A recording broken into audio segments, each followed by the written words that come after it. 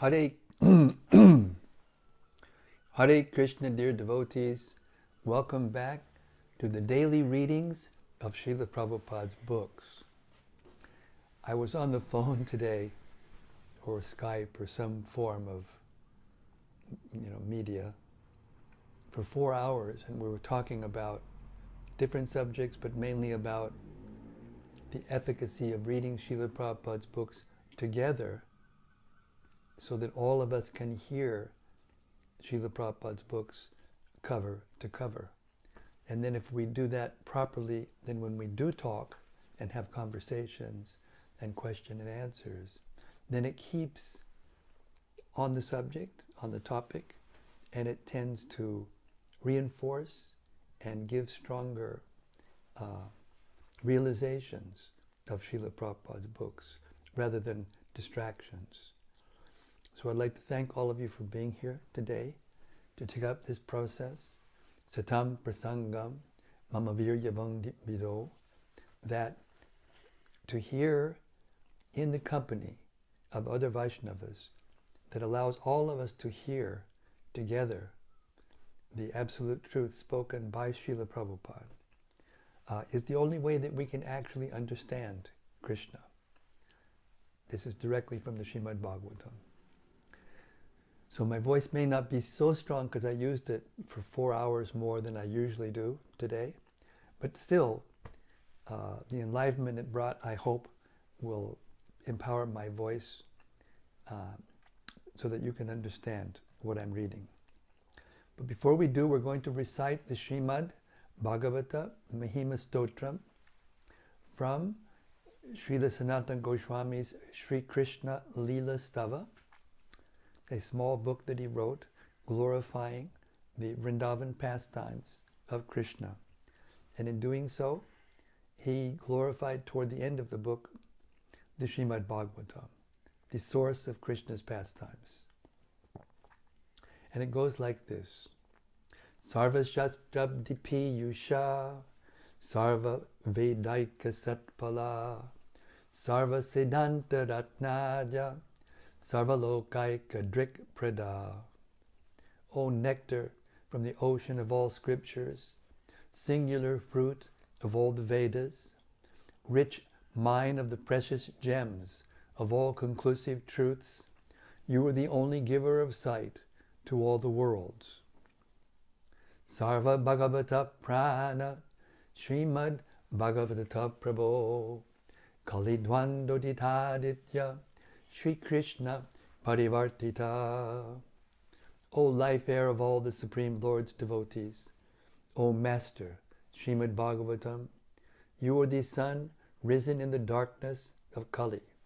You are the exact image of Shri Krishna. Paramananda Pataya Prema Varshakshadayate Sarvada Savasevyaya Shri Krishnaya Namostume. I bow down to you, who were supremely blissful to read. Your every syllable pours on a flood of prema. You can always be served by everyone. You are Shri Krishna himself. Madeka Bando Matsangin Madguro Man Mahadana Manistadaka Madbhagya Mad Ananda Namostute. My only friend, my constant companion, my spiritual master, my great wealth, my savior, my good fortune, my source of ecstasy, I bow down to you. Asadu sadhu tadayin atini chochata kada hanamuncha gadachin mam premna rit kantayospura. O bestower of saintliness to the unsaintly, O exalter of the most fallen, please never leave me. Always appear in my heart and my voice with pure love. Om Namo Bhagavate Vasudevaya. Om Namo Bhagavate Vasudevaya. Om Namo Bhagavate Vasudevaya. Om Namo Bhagavate Vasudevaya.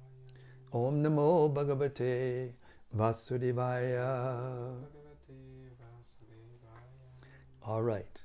In this classic literature, Srila Prabhupada gave us the summary study of the 10th canto of Śrīmad-Bhāgavatam, the summum bonum of the Bhagavatam, which is the summum bonum of all the Vedas. We've reached chapter 3, the birth of Lord Krishna. We've just heard the demigods praying to Krishna within the womb of Devaki. And now we're going to hear about Krishna's appearance.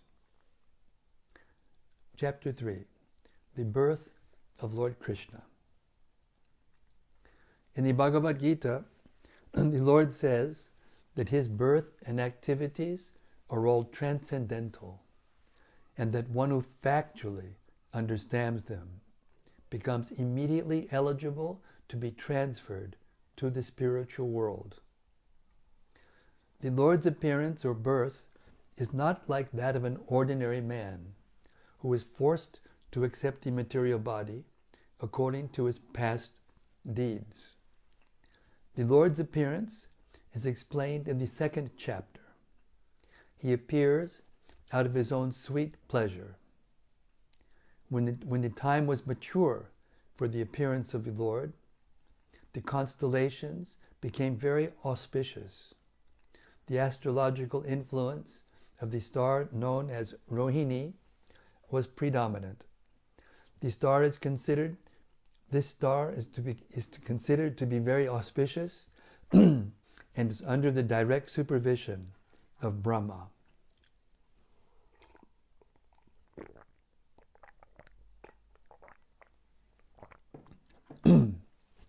According to the astrological calculation, according to the astrological conclusion, besides the proper situation of the stars, there are auspicious and inauspicious moments due to the different situations of the different planetary systems.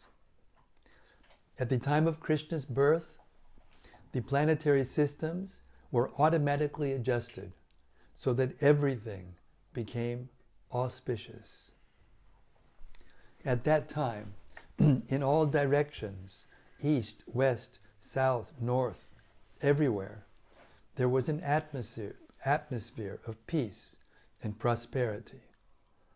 There were auspicious stars visible in the sky, and on the surface of the earth, in all towns and villages and pasturing grounds, and within the minds of everyone, there were signs of good fortune. The rivers were flowing full of waters, and the lakes were beautifully decorated with lotus flowers. The forests were full with beautiful birds and peacocks. All the birds within the forest began to sing with sweet voices, and the peacocks began to dance along with their consorts. The wind blew very pleasantly, carrying the aroma of different flowers and greatly pleasing the sense of touch. At home, the brahmanas, who were accustomed to offering sacrifices in the fire, found their homes very pleasant for offerings. Due to the disturbances created by the demoniac kings, the sacrificial fire had been almost stopped in the houses of brahmanas. But now they could find the opportunity to start the fire peacefully. Being forbidden to offer sacrifices, the brahmanas had been very much distressed in mind, intelligence, and activities. But just on the point of Krishna's appearance, automatically their minds became full of joy because they could hear transcendental vibrations in the sky proclaiming the appearance of the Supreme Personality of Godhead. The denizens of the Gandharva and Kinnara planets began to sing, and the denizens of Siddhaloka and the planets of the Charanas began to offer prayers and service of the Personality of Godhead. In the heavenly planets, the angels and their wives along with the Vidyadharas and their wives, began to dance. The great sages and the demigods, being pleased, began to shower flowers. At the seashore, there was the sound of mild waves, and above the sea, there were clouds in the sky, which began to thunder very pleasingly. When things were adjusted like this, Lord Vishnu, who was residing within the heart of every living entity, appeared in the darkness of night as the Supreme Personality of Godhead before Devaki, who appeared as one of the demigoddesses. The appearance of Lord Vishnu at that time could be compared to the rising of the moon over the eastern horizon. The objection may be raised that since Lord Krishna appeared on the 8th day of the waning moon, there could be no rising of the full moon. In answer to this, it may be said that Lord Krishna appeared in the dynasty which is in the hierarchy of the moon. Therefore, although the moon was incomplete on that night, because of the Lord's appearance in the dynasty wherein the moon is himself the original person, the moon was in an overjoyous condition, and so by the grace of Krishna, he could appear just like a full moon. In the astronomical treatise by the name Kamanyika,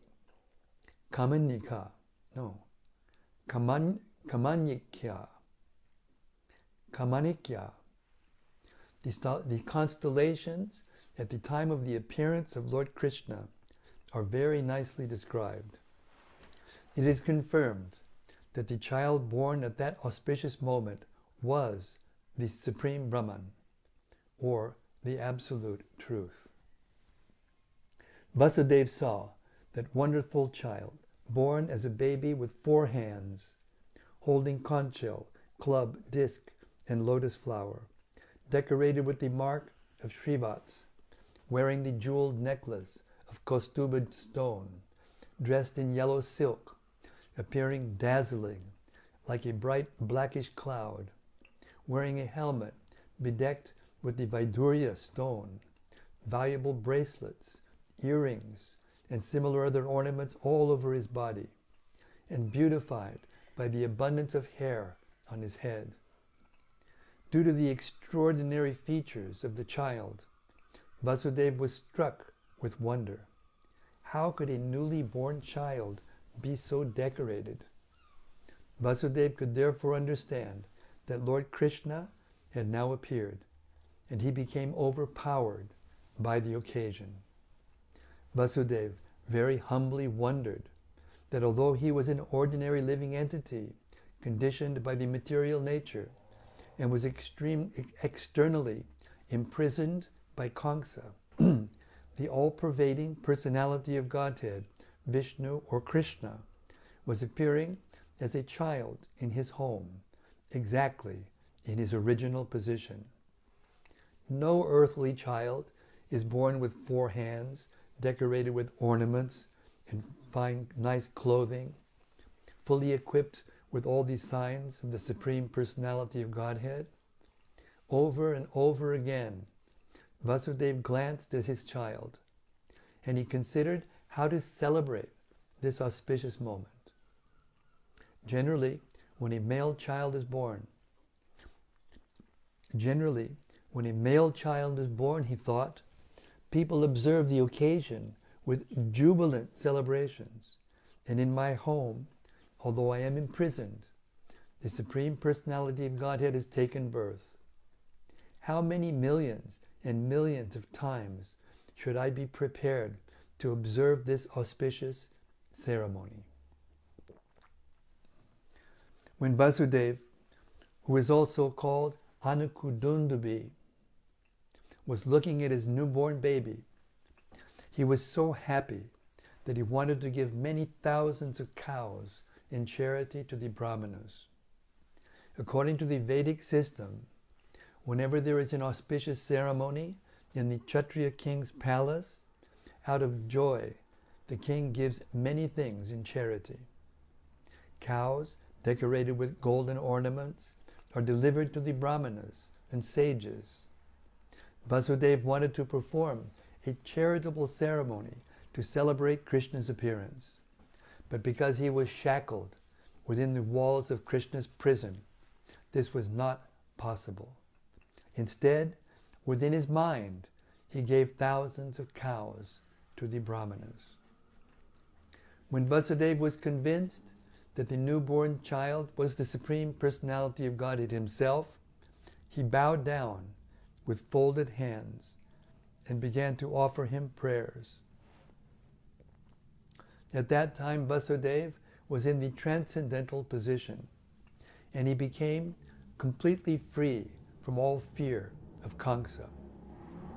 The newborn baby was also flashing his effulgence within the room in which he appeared. Vasudeva then began to offer his prayers.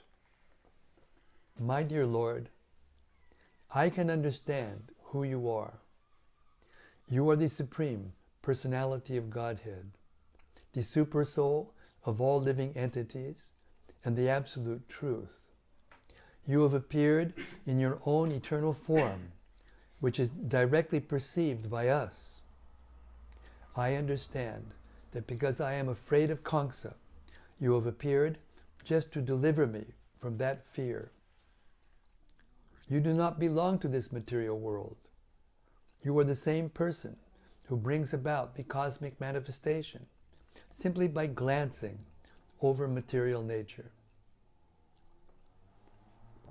One may argue that the Supreme Personality of Godhead, who creates the whole cosmic manifestation simply by his glance, cannot come within the womb of Devaki, the wife of Vasudeva.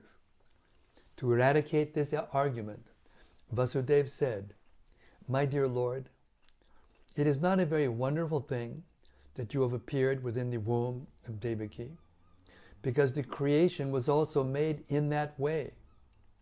You were lying in the causal ocean as Mahavishnu, and by your breathing process, innumerable universes came into existence. Then you entered into each of the universes as Garbhodakashayi Vishnu. Then again you expanded yourself as Kshirodakashayi Vishnu and entered into the hearts of all living entities, and even within the atoms. Therefore your entrance into the womb of Devaki is understandable in the same way. You appear to have entered, but you are simultaneously all-pervading. We can understand your entrance and non-entrance from material examples. The total material energy remains intact even after being divided into 16 elements. The material body is nothing but the combination of the 5 gross elements, namely earth, water, fire, air, and ether. Whenever there is a material body, it appears that such elements are newly created, but actually the elements are always existing outside of the body. Similarly, although you have appeared as a child in the womb of Devaki, you are also existing outside.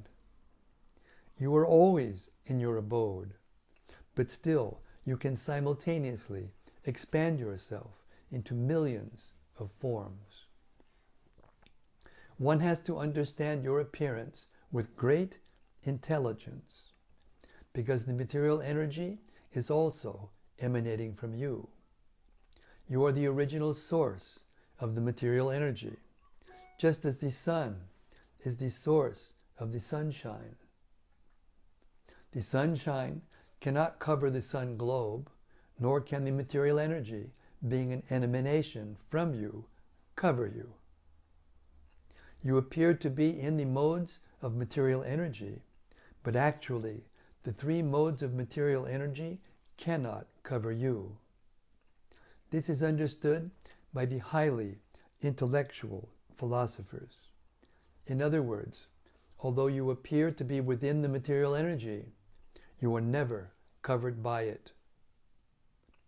We hear from the Vedic version that the Supreme Brahman exhibits his effulgence, and therefore everything becomes illuminated. We can understand from the Brahma Samhita that the Brahma Jyoti, or the Brahman effulgence, emanates from the body of the Supreme Lord, and from the Brahman effulgence, all creation takes place.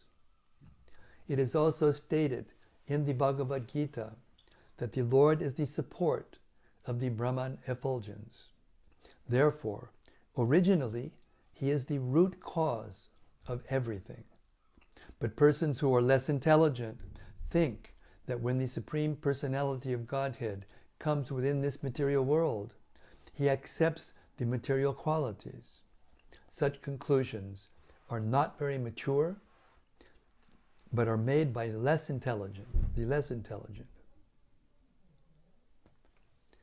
The Supreme Personality of Godhead is directly and indirectly existing everywhere.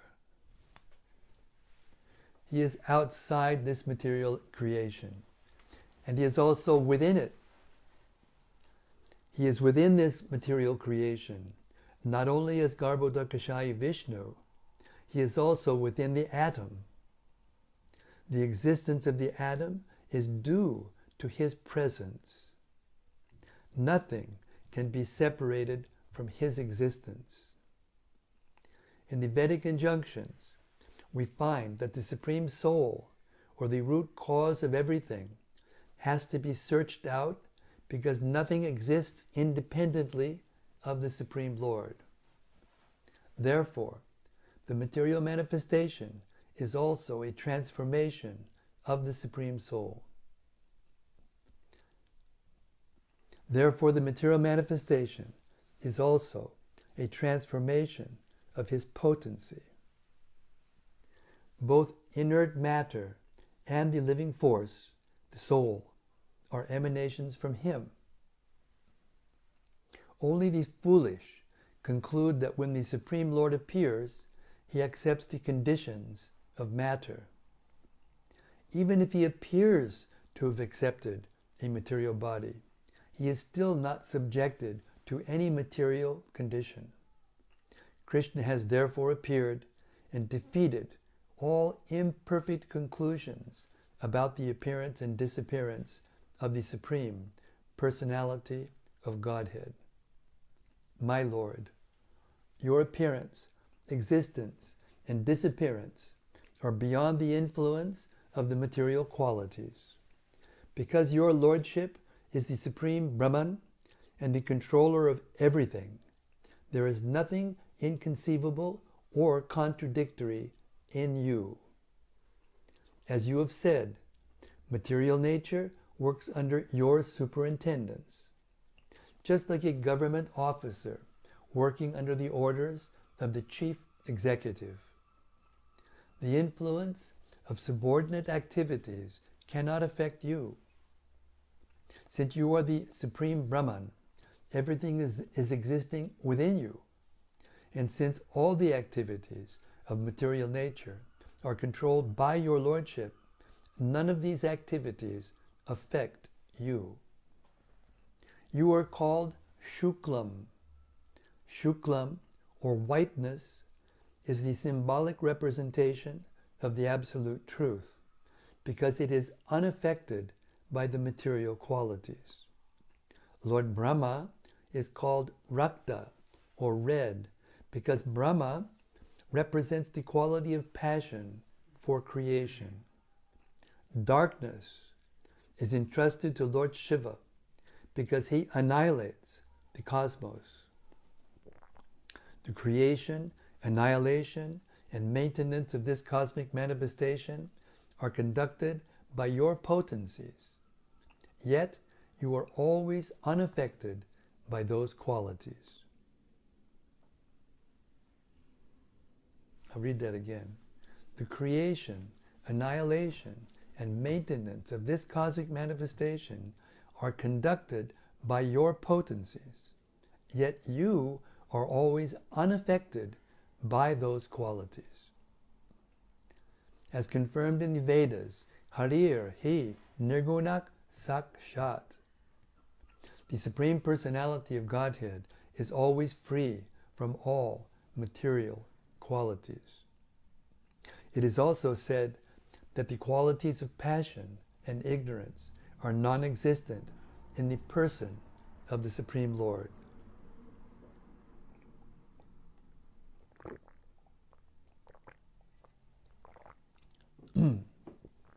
My Lord, you are the Supreme Controller, the personality of Godhead, the Supreme Great, maintaining the order of this cosmic manifestation. Yet in spite of your being the Supreme Controller, you have so kindly appeared in my home. The purpose of your appearance is to kill the followers of the demoniac rulers of the world, who are in the dress of royal princes, but are actually demons. I am sure that you will kill all of them, and that their followers and soldiers. I understand that you have appeared in order to kill the uncivilized Kṛṣṇa and his followers, but knowing that you were to appear in order to kill him and his followers, he has already killed so many of your predecessors, your elder brothers. Now he is simply awaiting the news of your birth. As soon as he hears about it, he will immediately appear with all kinds of weapons to kill you.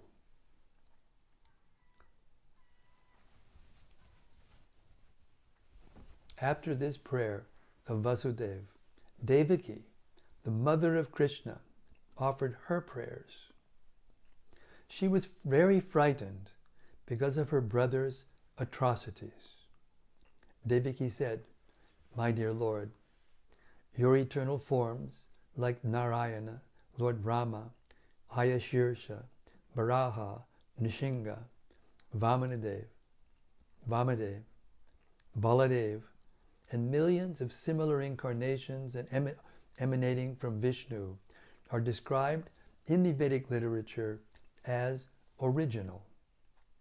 You are original because all your forms as incarnations are outside of this material creation.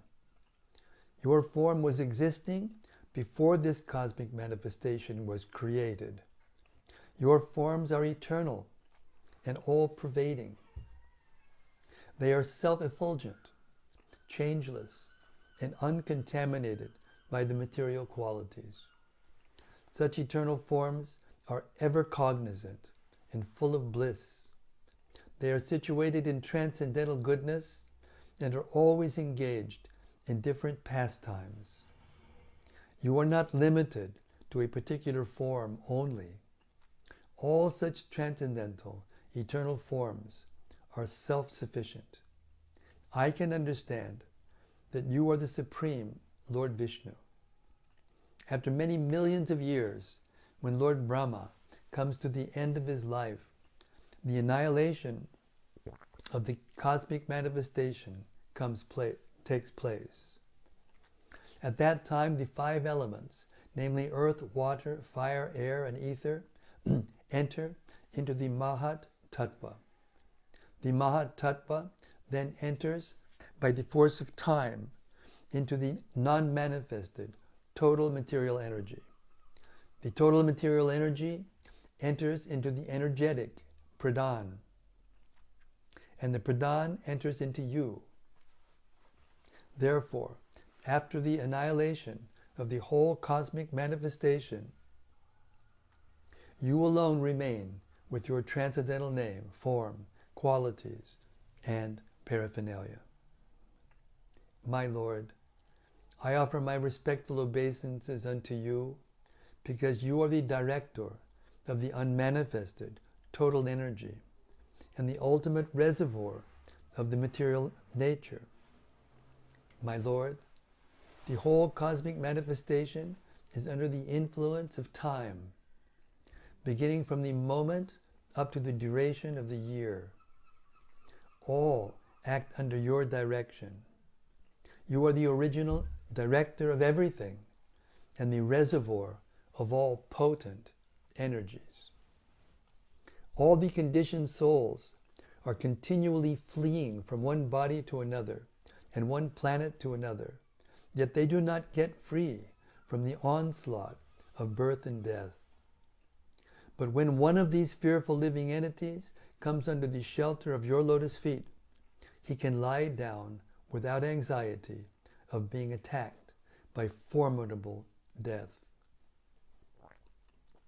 This statement by Devaki is confirmed in the Bhagavad Gita by the Lord himself.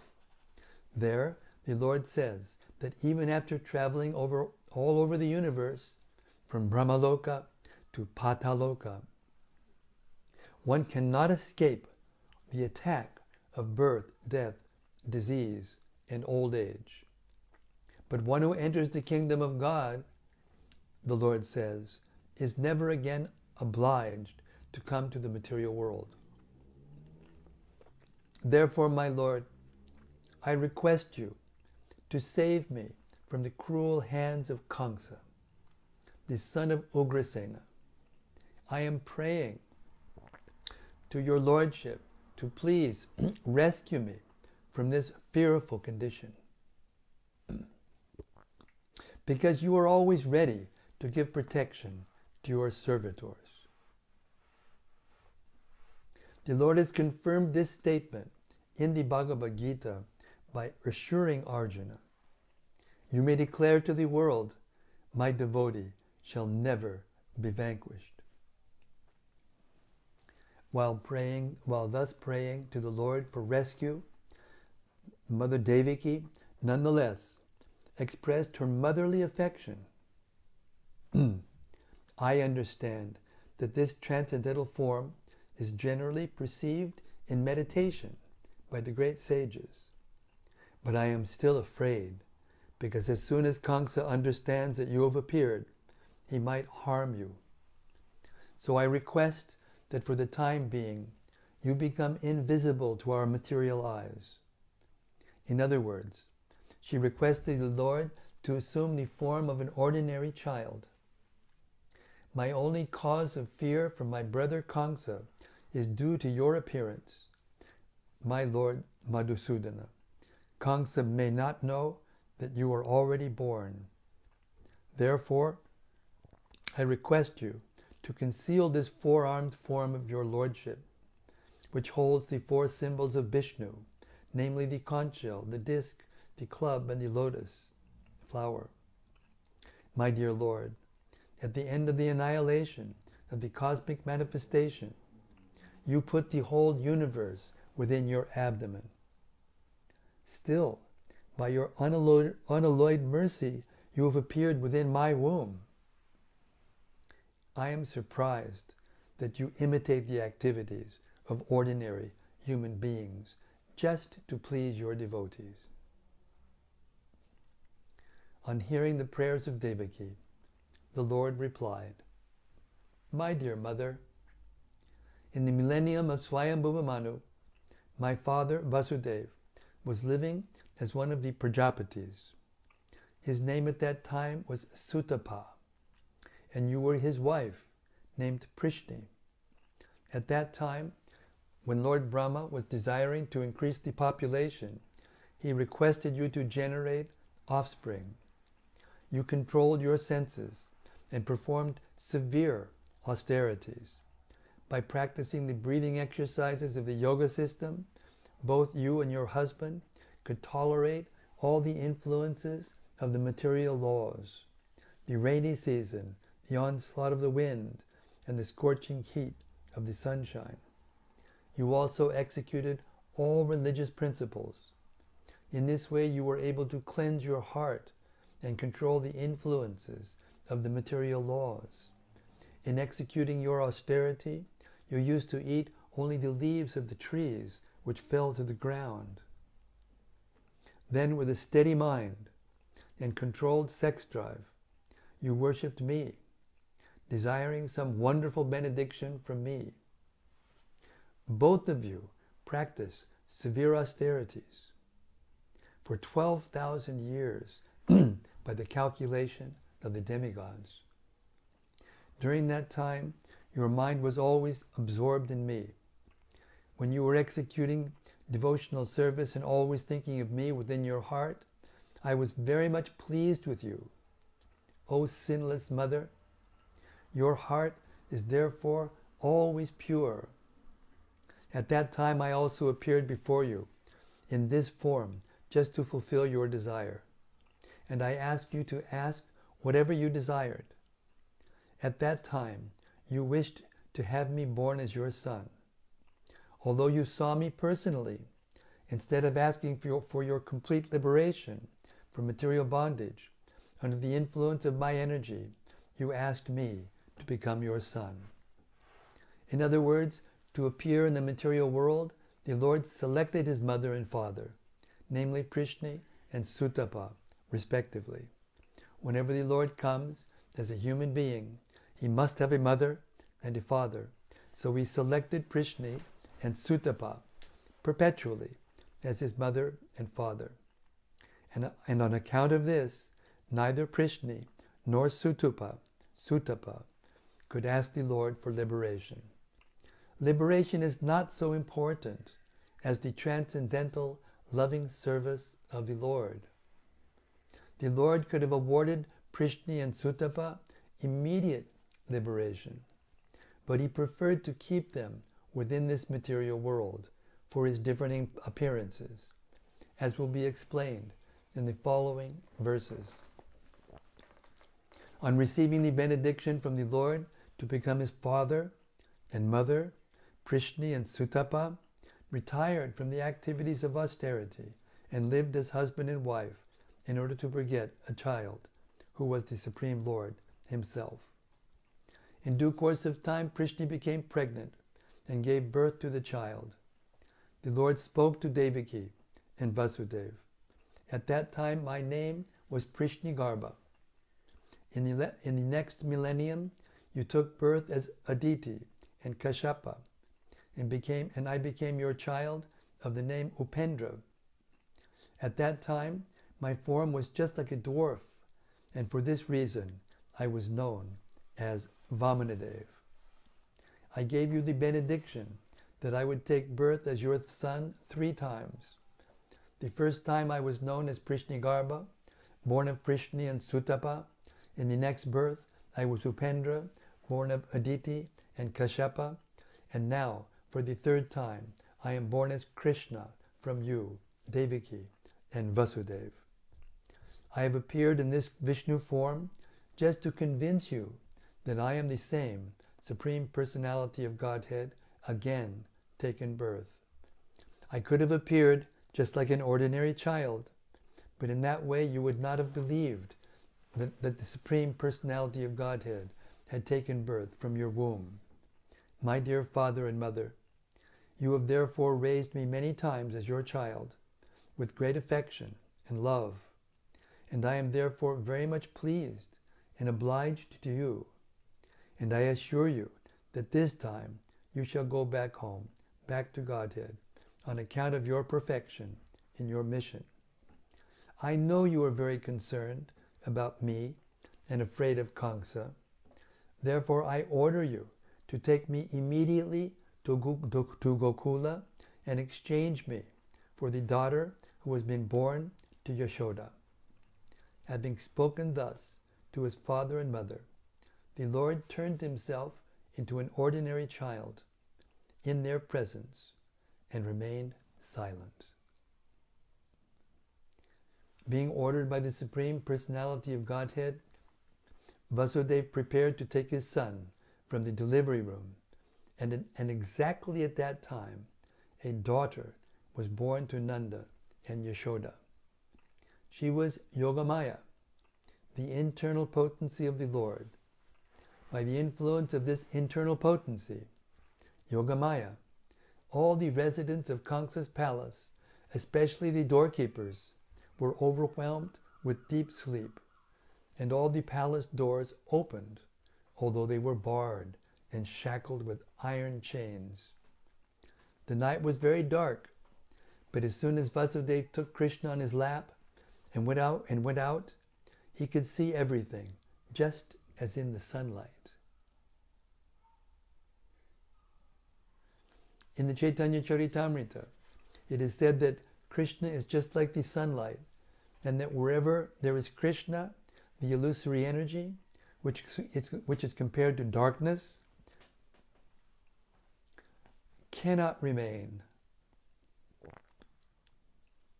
When Vasudeva was carrying Krishna, the darkness of the night disappeared. All the prison doors automatically opened. At the same time, there was a roaring thunder in the sky and severe rainfall. While Vasudeva was carrying his son, Krishna, in the falling rain, Lord Shesha, in the shape of a serpent, spread his hood over the head of Vasudeva, so he would not be hampered by the rainfall.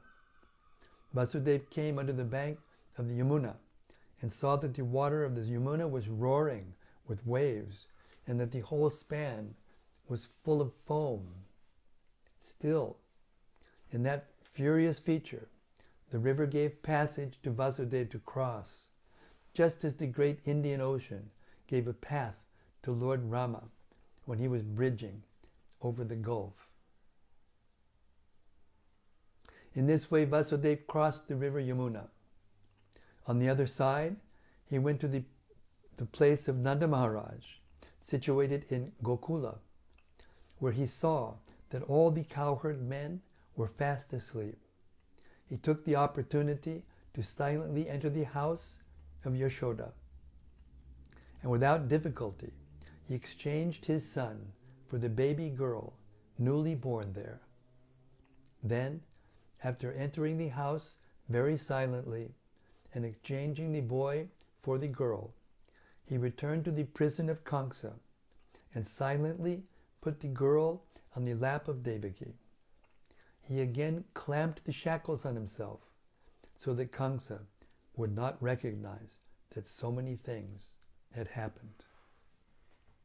Mother Yashoda understood that a child had been born to her, but because she was very tired from the labor of childbirth, she fell fast asleep. When she awoke, she could not remember whether she had given birth to a male or a female child. Thus ends the Bhaktivedanta purport of the 3rd chapter of Kṛṣṇa, the birth of Kṛṣṇa. Jai. Shri Krishna ki Jai. Supreme Personality of Godhead ki Jai. Devaki and Vasudeva ki Jai. So it's exactly 8:03. Perfect timing today. Some of the chapters in the Krishna book will be very short, and I'll read more than one chapter. And I'll try to read the even longer chapters, except for very long chapters, like Personified Vedas, chapter 87. Anyway, we'll do the best we can. Hare Krishna. So we'll stop here the readings and ask for any... Yadu Tama Prabhu said, Hare Krishna Gurudev, my obeisances and all grace to Prabhupada, giving us the best as always. Thank you so much. Thank you, Yudutama. I'm just reading the Prabhupada's words. Hare Krishna, but thank you. This is from Krishna Premabhati. Krishna Premabhati. Hare Krishna everyone, Dandavad Pranams, Maharaj, all glories to Śrīla Prabhupada. Krishna book reading ki Jai. Jai Ho. From Sudevi Dasi. Hare Krishna Sudevi. Hare Krishna Maharaj, please accept my humble obeisances. Thank you for your life-saving readings. I'm so glad your surgeries are past you and you're doing so well. You are precious. Well, thank you. Hare Krishna. Krishna is the most precious. If we become Krishna conscious, we become precious, but Krishna is supremely precious. Hare Krishna. Rati Manjari said Jai Guru Maharaj. Jai Rati. Mantati Rashmi. Oh, this is Raj Lakshmi. Oh, Raj Lakshmi. Hare Krishna. Hare Krishna Maharaj, please accept my humble obeisances. Thank you for the nectar. Everything is auspicious as long as we are hearing your wonderful readings, Raj Lakshmi. Well, Hare Krishna, thank you very much. Everything was auspicious when I was staying with you up in Hereford. Anyway, this way we can stay together. Hare Krishna. Very good, very good. Anandamurti Devidasi. Hare Krishna Nandamurti. All glories to Śrīla Prabhupāda. Hare Krishna. Bhakta Rupa Prabhu. Jai Bhakta Rupa. Thank you, Maharaj. Really love the description of the peaceful atmosphere leading up to the Lord's appearance, the full moon, the mild waves, and the pleasingly thundering clouds. Prabhupada paints a wonderful picture. Yes. Rati Manjari. Hare Krishna Rati. Dear Guru Maharaj, please accept my respectful obeisances. Thank you for reading to us this story, which is so dear.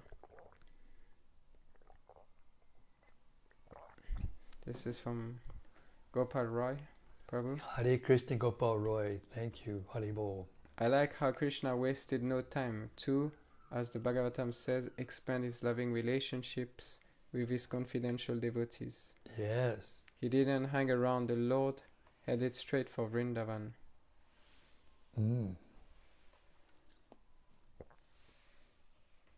Bhakta Rupa Prabhu. Also love the description of Vasudeva taking Krishna to Gokula with all of the different arrangements for a safe passage. Yes. This would be an amazing level on the Krishna video game if they ever decided to make one in the future. Fingers crossed. Hare Krishna.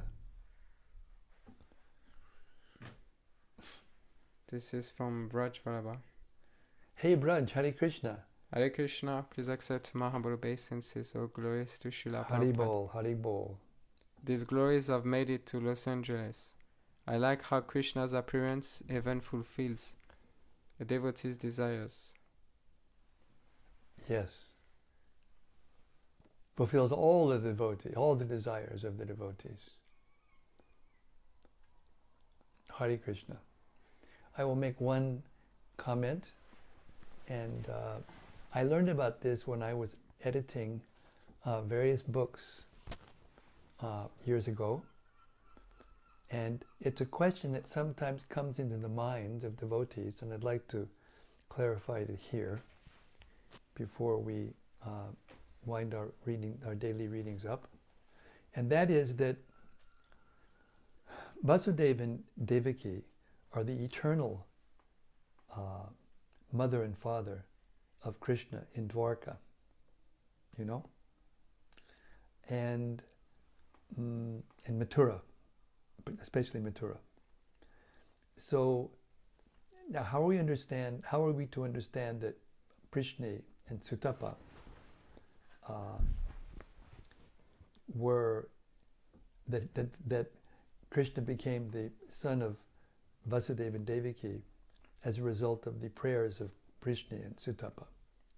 This is a deep question, and it's answered in the commentaries of our Acharyas, that Prishni and Sutapa were actually partial expansions of Vasudeva and Devaki originally. And because when Krishna appears in different expansions, in different times, when he has to have mother and father, either Nanda and Yashoda or Vasudeva and Devaki, they expand into partial expansions in the higher planetary systems. And then when it comes time for Krishna, the original form of Krishna, to come, then those souls merge into the original Devaki and Sutapa, who come to be the parents of Krishna. So in that way, he's satisfying the partial expansions of Devaki and Vasudeva, Prishni and Sutapa, and explaining how it all happened. That is the commentary of our Acharyas, and it explains how it is that sometimes the words are used that Krishna appears because of the austerities of Prishni and Sutapa. But he actually appears according to his own sweet will, as we said, as we heard again and again, to his original, the form of his mother and father in Mathura. Hare Krishna. Okay, we thank you so much. It's the, something else? Okay, we've got something else here. Shyam Kishore is right on top of things, and he's not missing a sentence.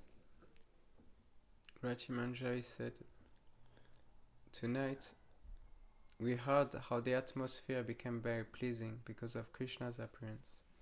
We heard how the Brahmanas became inspired to perform their fire sacrifices once again. I have a question about this, which is a little silly, but I will ask it anyway. In the This is her pastime, asking silly questions, but asking them anyway. In the material world, we are used to consider that when something is burnt in fire, it is wasted. How can we understand that the demigods and the Lord receive their offerings through fire? I mean, I don't understand how the question came from what you just said. I don't understand that at all. Because Krishna consumes the offerings in the form of fire. Agni is the form of fire.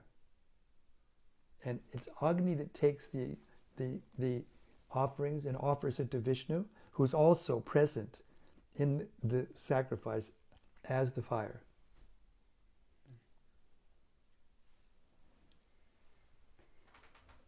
Just like Sita, she was put into the fire, right? So, oh boy, she got burned. That's the end of Sita. But no, Agni took Sita, and Sita presented a material form, or not the real form of Sita, and that's what Ravana touched.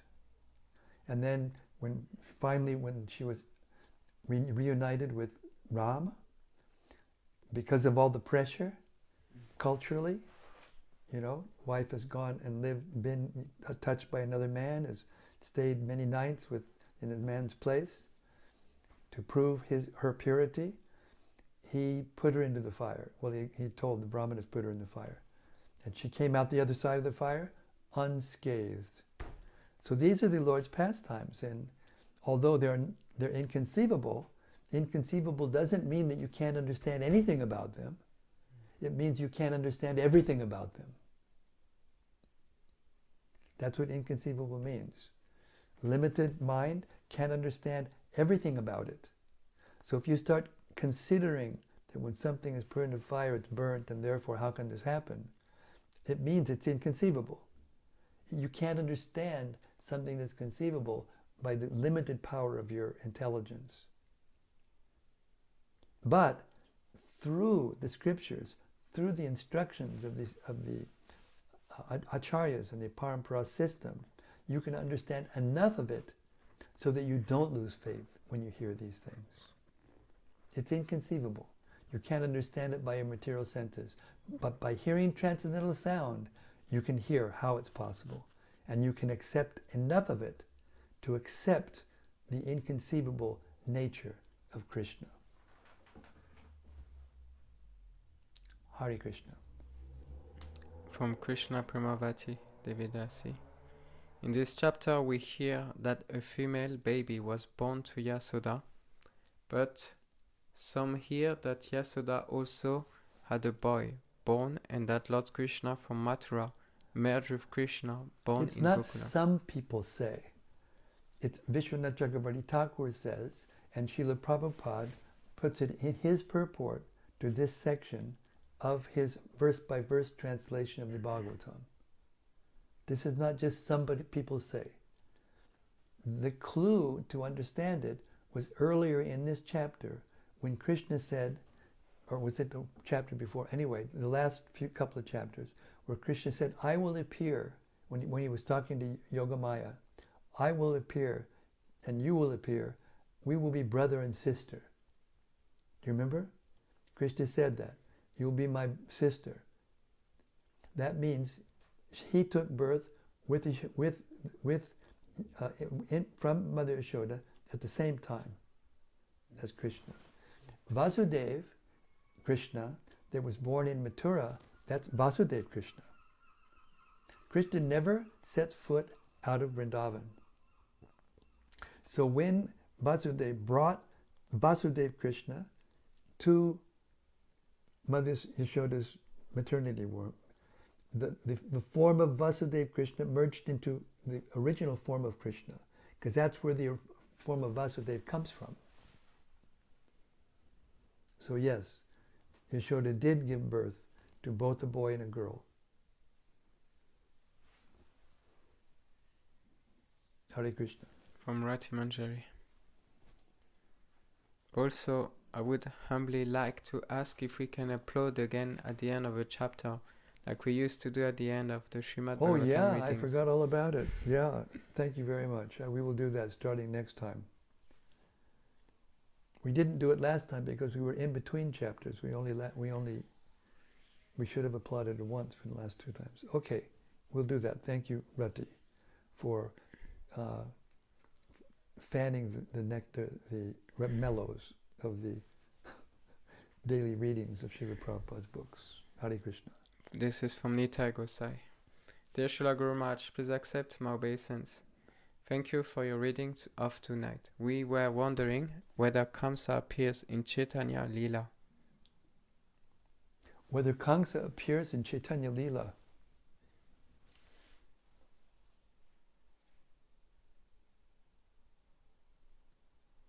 I don't know, I'm not sure. I've never heard that. The Kazi, I'm not sure if he's Kamsa. You'd have to check the Guru Ganudesh Deepika. Yeah, you have to wait for that answer. We'll find it. We'll find out and tell you later on. But I never heard it. It's not in Chaitanya Charitamrita that Kamsa appears in the pastimes of Lord Chaitanya. From Anandamurti Devidasi. Yes, Anandamurti. Devaki prayed to Krishna to protect herself from danger of Kamsa. One hand yesterday, my devotee friend was saying she has no any desire to ask Krishna material things, even that is directly related Bhakti Yoga. Example, we would like to have Bhakti Yoga Center in Osaka to preach Krishna consciousness more effectively. But even our idea is if Krishna really wants, it is already happened or going to be happening. So, she should not ask. Is that correct understanding? No, you should ask, because Krishna fulfills the desires of his devotees. Devaki asked Krishna because she was afraid, even though she knew that he was the Supreme Personality of Godhead, because she is the mother of Krishna. So, mother of Krishna has affection for son, natural. So she was asking him to save the situation out of motherly affection. She was afraid that Kamsa was going to come and hurt him, at least, if not kill him. What that means is that the motherly love covered the opulence, the awe and reverence of knowing that Krishna is the Supreme Lord, Lord Vishnu, expansion of Krishna, expansion of Krishna. And so she acted out of love. That's out of pure love. So you can certainly, out of pure love for the souls in the Kali Yuga, pray to have a bhakti center in Osaka. It is no problem. Krishna will arrange it as soon as your desire is strong enough. Everything depends on the strength of our desire, when Krishna will fulfill those types of very wonderful desires. It's not that Krishna is our order supplier. Every time we order something, he has to bring it on a plate, like a waiter, bringing into, I order this, oh, here it is. He can do it anytime, but he waits until the desire is strong enough. Then he'll arrange it. Okay, we'll stop there. Hare Krishna. Thank you very much, everyone. Krishna book, Ki Jai. Samabeda Bhaktivedanta Ki Jai. Gaur Premanandi. Hari Hari Bol. And tomorrow we will be back, the same place, same time, same topic, the pastimes of the original form of the Supreme Absolute Truth, Sri Krishna. See you tomorrow. Hare Krishna.